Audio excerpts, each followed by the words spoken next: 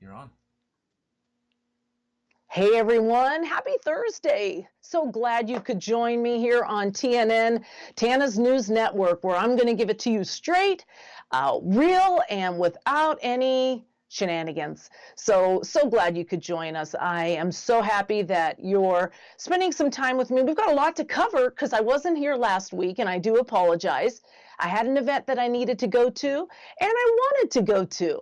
So for those of you who read my blog, which is on my website, heytana.com, 'tis the season to be jolly, you will understand that I picked and chose very carefully this holiday, what I was going to do and who I was going to spend my time with. And I'm very grateful that I did do that.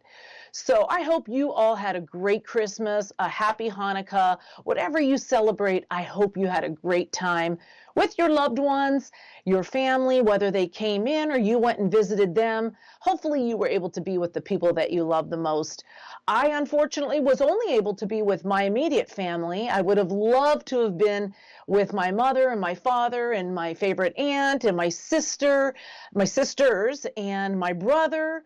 I love and adore my brother. He lives in Park City, Utah, and I love spending time with him and my family. So I'm going to try to make it an effort to spend more time with my family this year, because since we spoke last, since I had my most recent TNN episode, which was that with Mama?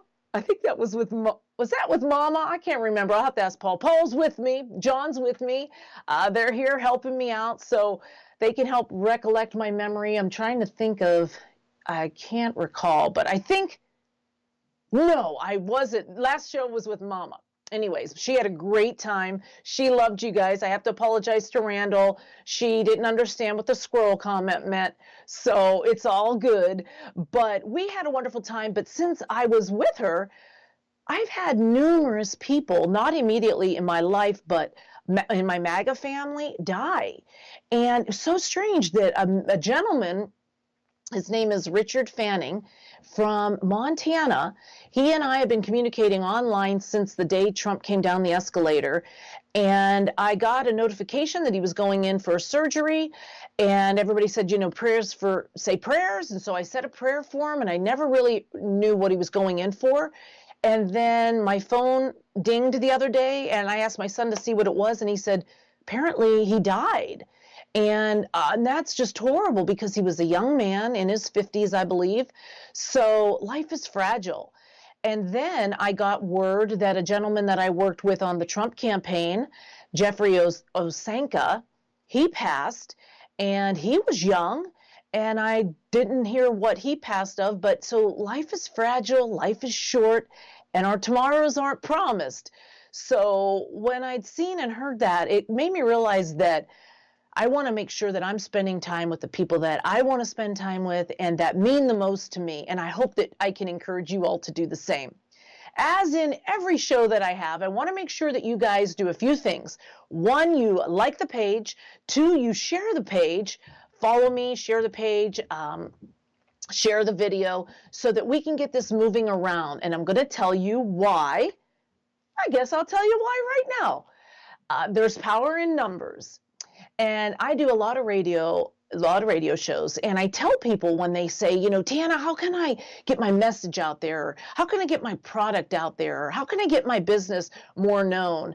And in all these arenas that I help people attract success to their lives, a lot of the common denominator is they need a larger megaphone.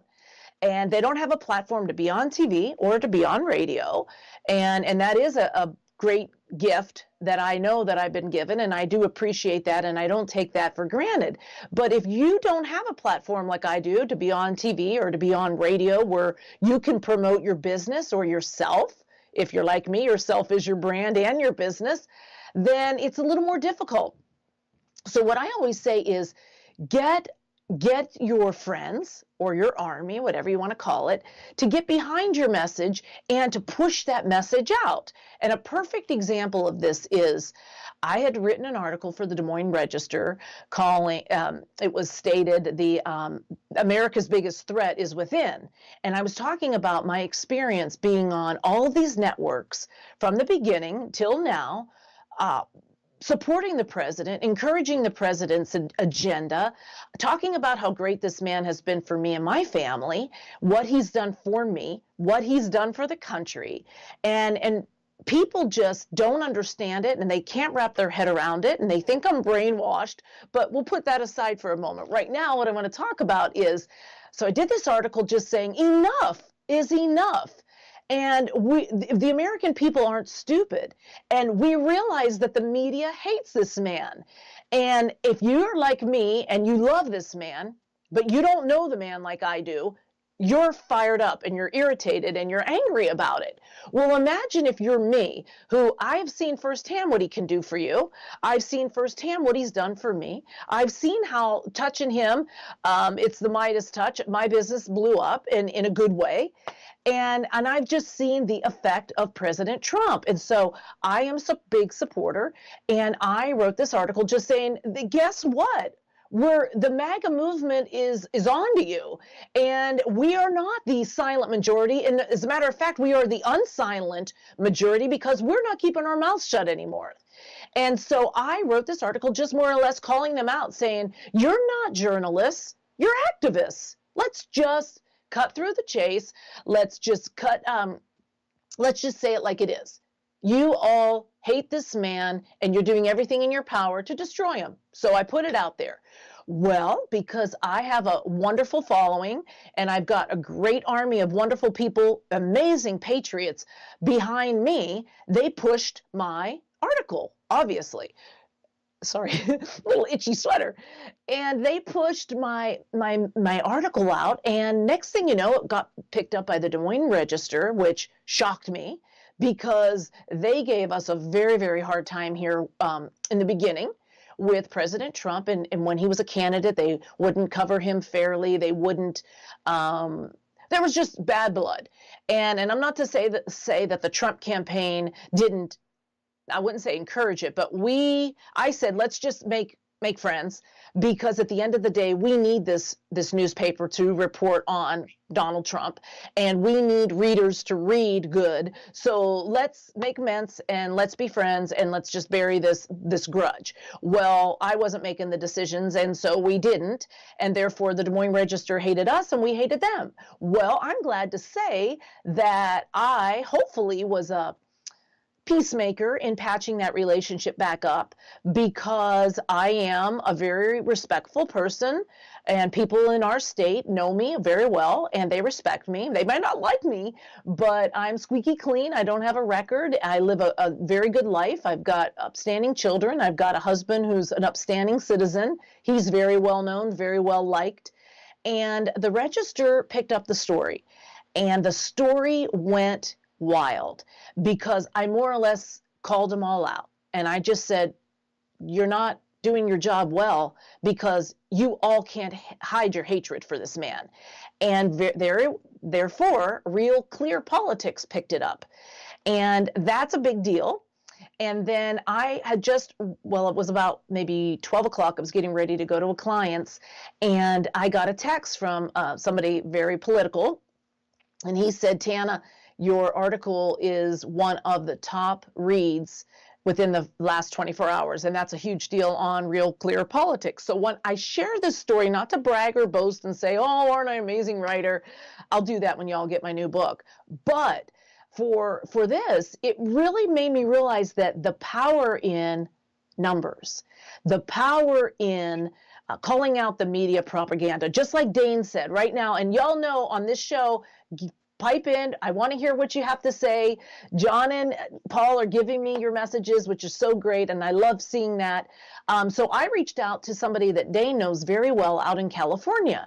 And this is a gentleman who is trying so hard to turn California around, and he's got a great agenda for what he's doing, but they need a bigger army. So his name is Paul Preston. I've been on his show many of times, 21 Agenda, and I've told Paul and his listeners, you all need to get more active. You need to be moving stuff around on the internet.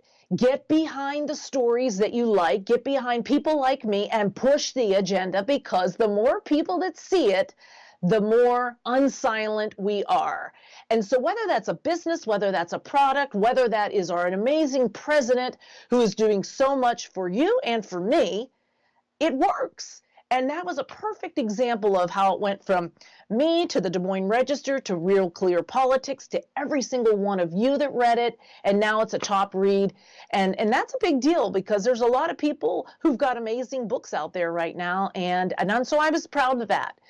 So I wanted to just say that I think that you all love him as much as I do, or it wouldn't have gotten around so well. And the Democrats are destroying what we've worked so hard for. So we can't let them. So with the movement, sharing is what I say. So I wanted to just say that. Another thing I wanted to share with you all is, hey, I see my family from Salt Lake City is watching. Good to see you guys. I hope everybody's staying warm. They received a lot of snow. So my mother and father from Palm Springs are in Salt Lake with my sister and my brother, and my niece is there. So they're having a good time, and I wish that I was with them, but I've got a lot of work to do, and I got to finish my book. So I've got a lot to do, and hopefully by next TNN episode, I can report that I am just about ready to go, hopefully to print with the book. So anyways, getting back to you all. So I have numerous people that email me on a weekly basis, sometimes a daily basis, sometimes a monthly basis. And a lot of you are so good at what you do. A lot of you are so bright. A lot of you are in law enforcement, and I love that because, as you all know, I support and back the blue line. My sister-in-law, I know we've talked about Renee quite a bit. She's a lieutenant at the LAPD. She was on a TNN episode that you can go find on my YouTube channel, Hey Tana TV, and she was a big hit. But anyways, let's see, where was I going with Renee? I know I want to get to the GoFundMe, but a lot of you email me. So a lot of you are in law enforcement. And so I have a guy named Dan Smith that emails me quite regularly, every other day, maybe, whenever he feels it. And so I have sections of people who email me, Super Trump supporters that want to tell me how great the president is, and I love those, and when they're over the top and amazing, I'll forward them to the team.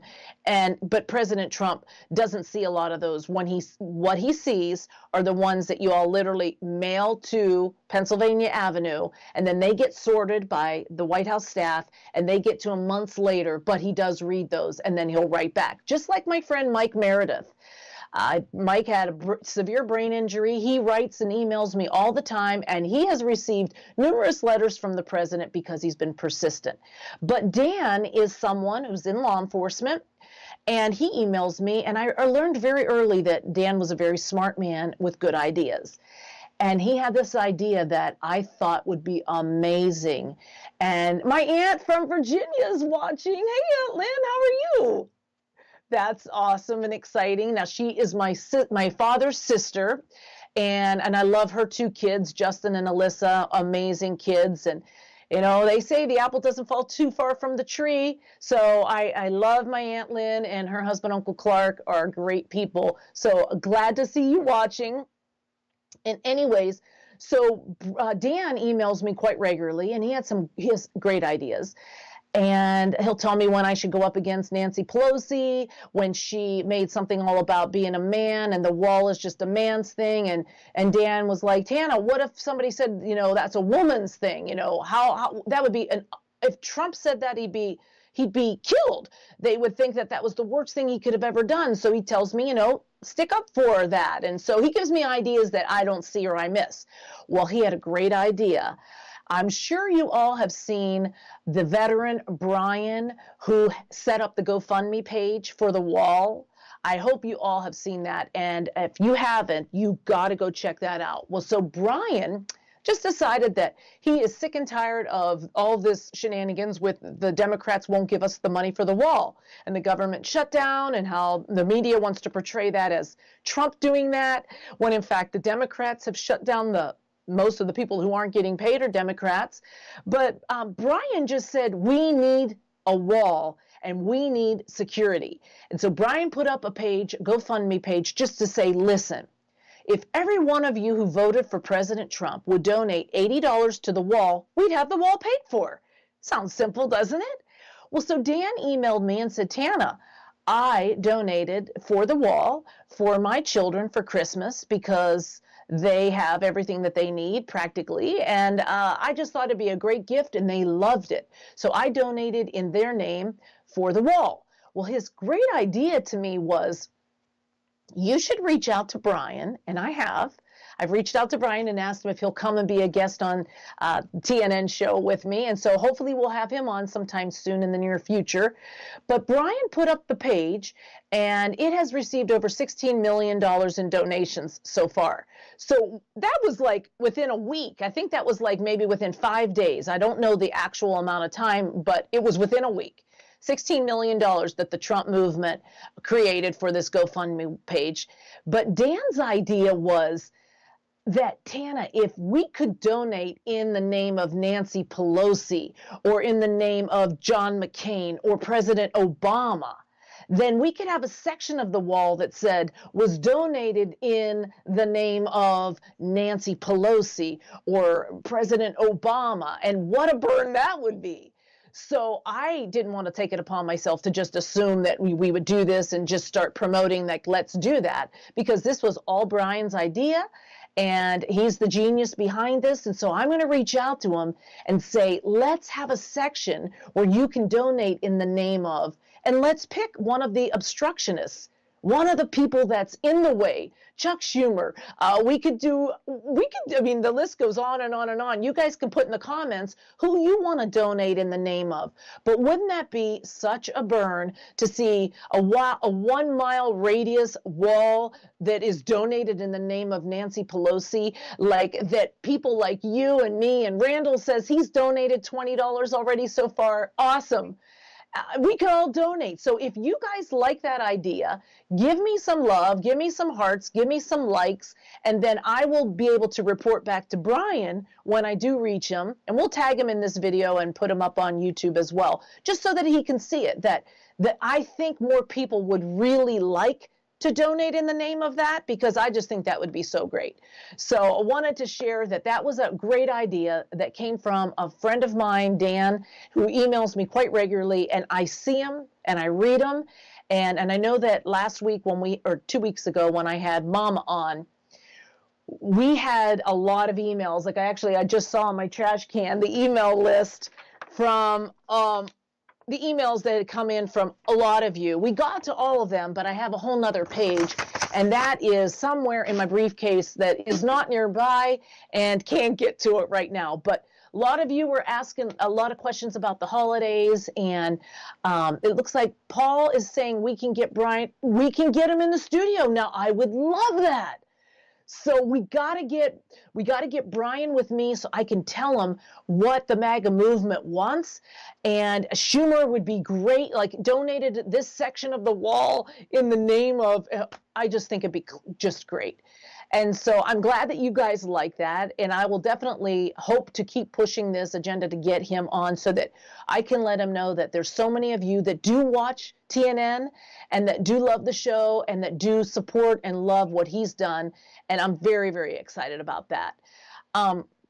So yes, I feel bad that I don't have your email list with me, but that's okay. I wanted to say that I had a great response from when I was in the kitchen with Tori. And we were going to try to do another episode, and maybe we'll be able to do it tomorrow night, where we're going to make homemade pizzelle cookies, because she's going to Vail on Saturday, as is my son, with their grandparents. And I always send them with pizzelles. Well, I figured, well, why wouldn't I let you guys see how to make them? So I wanted to say Tori was very concerned about how the gnocchi were going to rise and what they were going to taste like. They were to die for. I did promise you guys I'd put the pictures in with the video, and I did take the pictures of them, how she didn't think they'd rise because, she thought well, I don't know what she thought, but she didn't think they were going to work. So they rose, they were scrumptious, they were delicious, and I ate every last one of them. However, I did put the extra dough in a Tupperware in the refrigerator. But then when I wanted to go back and knead the dough, do y'all remember that when I made them, they were lumpy because I didn't realize the mashing process and didn't realize Tori was getting ahead of me in the kitchen and she put the flour in. So now we were past the mashing process. Well, while the dough was still warm and the potatoes were still warm, I was able to knead and make that dough better so that there wasn't chunks and it wasn't lumpy. Well, anyway, so I had to throw away the dough that was in the refrigerator. It broke my heart just a little, but potatoes and flour are cheap, so it's all good. But I want to say, if you have any questions, hit me with them now. Paul will let me know if I'm missing them. But I wanted to do a real quick recap of Christmas, our Christmas. And that was, I realized, actually, I'm sure a lot of you follow my friend, Terrence Williams. Terrence was, I don't remember how I met Terrence, but I met him online. And this was before anybody really in the Trump campaign knew of Terrence. And I love him. And he was a hoot. And he would always drink a big gulp and like watch a video and just laugh. Or he'd eat fried chicken. And just he has a laugh like my sister, Jonalyn. She's got this real contagious laugh. And it's just like you can't control it. And he just has this great laugh.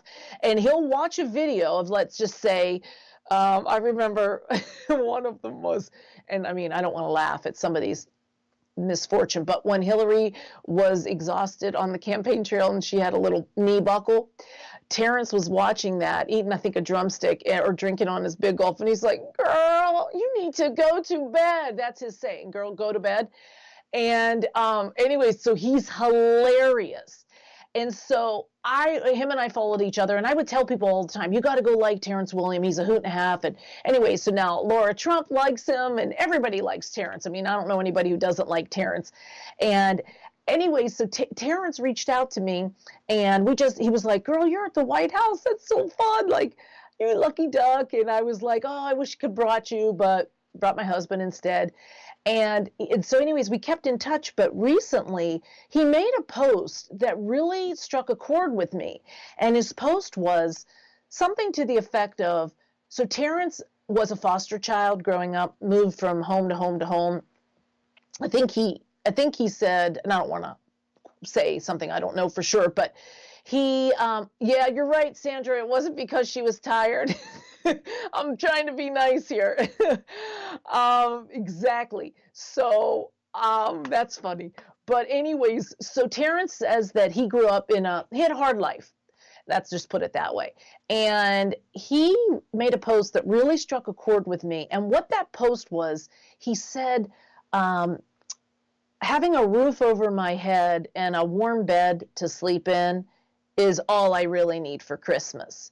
And when I read that post, I immediately was like, I felt like I could relate. But it's not that I was never in a foster home. Thank you to the Lord. I always had food. I always had a warm house. I grew up privileged. So by no means am I trying to relate to anybody that's had a life like that. But what I meant is I was a single mother and I struggled, and I kind of feel like a lot was stripped from me. The things that didn't matter, like what kind of car I drove or what kind of clothes I wore or what kind of earrings were in my ear or what size rock my wedding ring was, those things don't matter to me. They maybe did a little bit in my life, prior to life, but not a lot. They never meant a lot to me. But when I became a single parent, I realized that I kept saying, like, Lord, all I want is a spouse to share my life with. I want somebody that can be a dad to my children. I want to have a companion. I just want security. And that's all I wanted. And I realized, I felt like, I didn't care about anything materialistic. I just wanted love and peace and happiness. And then when I met my husband now, Curtis, the man of my dreams, we've been married for 18 years. I remember instantly feeling like that was the greatest gift I was ever going to get in my life. And I never needed anything else. I never really wanted anything else. So every Christmas, I tell Curtis when he says, okay, like, when he became a new dad, new husband, he went from a party of one to a party of four. He didn't really know how does this go. And so like, how do we do Christmas with the kids? And what do you want me to get? Like, how do you want to do Christmas? And I said, here's what I want. Because Curtis works very, very hard. He always has for our family. And it was a priority for me to stay home while my children were little in my first marriage and marrying Curtis. And so I said to Curtis, all I want is you to be happy and you to be healthy. So you go to work and I'll take care of everything. So he would come home from work and say, okay, like, what do we have for Christmas? And what do you want me to do? And what do you want? And I said, I don't want anything.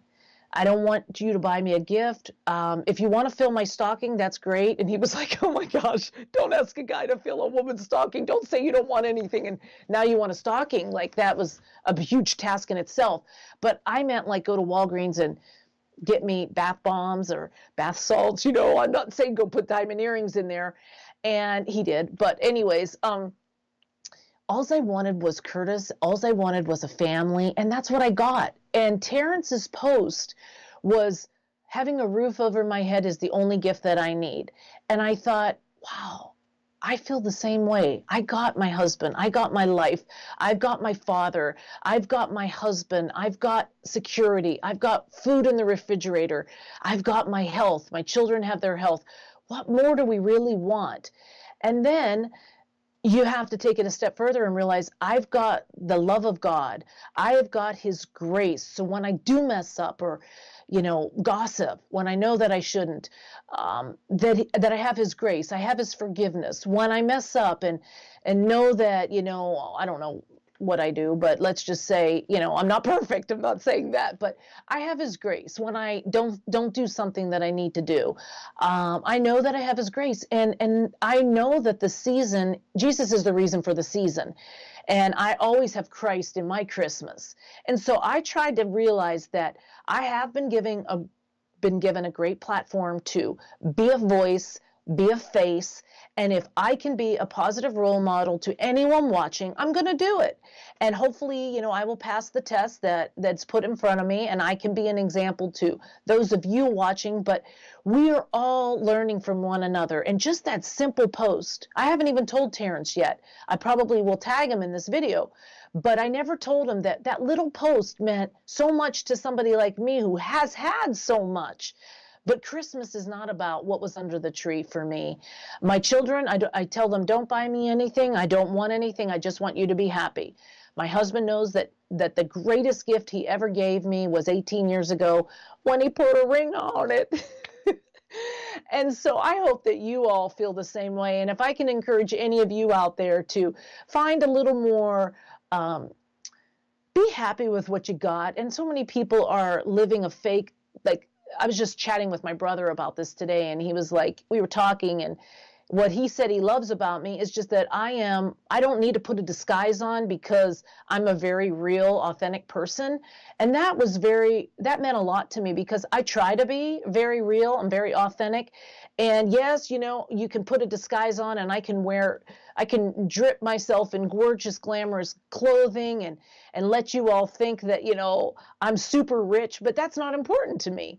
And I really don't care if you like the size of my ring. And I really don't care if you like this J. Crew sweater or not. I'm still trying to keep this festive spirit going here. My son just got a huge buck the other day. So maybe that's what I'm wearing this for. And so if you don't care what people think and you put God first, family second, and your job third, I swear Mary Kay had it right when she said that. So I think I will turn it over to Paul to see if we have anything that I missed while I was intent in going there in my conversation. See if anybody has anything that they want to ask or share. But for those of you who may join a little bit later in the show, I would ask you to please share the video when you're done. And make hashtags that maybe hit you. If you thought you liked something about what I said in this post, whether it was Happy Hanukkah, Merry Christmas, Happy Holidays, make some hashtags so that the video gets more legs and that we can reach more people. Because at the end of the day, I want this to be a platform of positivity, of love, of encouragement, and I want everybody to be a family, and I don't want negativity. I want everybody to get along and enjoy the season because we know Jesus is the reason for the season. So Hey Tana, so it's really cool. Yes. We've got some local connections here with Brian Kolfage is local to this to our studio here and where we're broadcasting from, and of course Sandra's pretty local as well, and she's an awesome supporter and does a lot in this area for the GOP and Awesome. beyond. So it's really cool to join the dots a little bit. Oh, that'd be so great. Yes, I mean, I know he's doing amazing things and he's super, super busy because people are, I mean, think about it. $16 million is a lot of money and he's done it all himself. It just takes one person to sort of breathe breathe the life into something. And that's a perfect example of one person breathed life into this GoFundMe page, and now look at what it's done. And I believe that we could get the money needed because this Trump movement, I've seen it firsthand. There are people that don't have a lot and they are spending all of their money to do certain things. I know that Randall, he works hard for his living and he works hard for his money, and he sent me a Christmas gift. And it was like so unexpected. And my good Yeah, friend Christy, she sent me a Christmas gift, and these there's a people are video. just so Yeah, kind and so generous, and I know that they can afford to do that, but still it's so kind that people sometimes just go out of their way and they just do the nicest things, but one person did all this. Chris Cox from Bikers for Trump is coordinating picking up garbage at the Washington Mall. Really? Okay, I know Chris Cox very well. Interesting. Okay.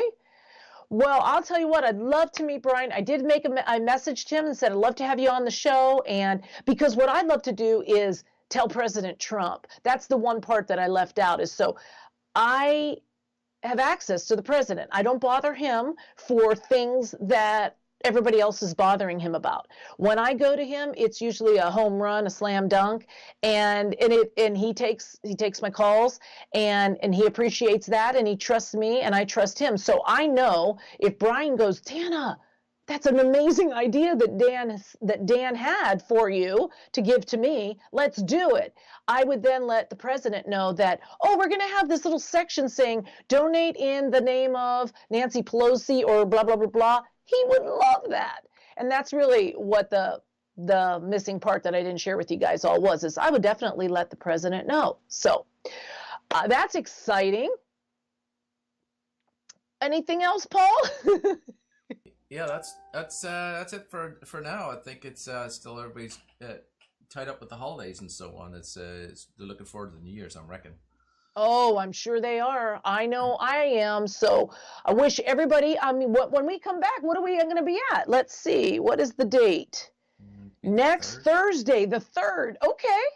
We will have Yep. had our New Year's. So I wish you all a safe, a happy, prosperous, well, I wish you a safe and a happy New Year's Eve.